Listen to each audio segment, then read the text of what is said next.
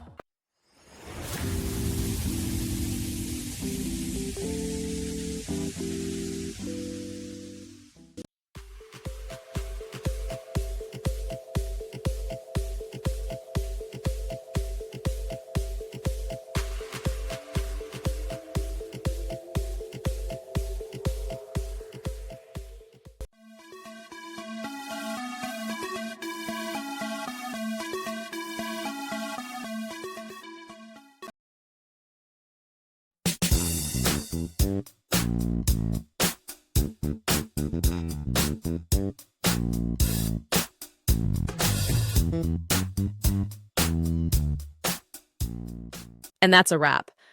I hope you found the answer you were looking for. If you did, take a second to hit that subscribe button. It really helps out. And let me know in the comments which solution worked best for you. See you next time in the debug zone.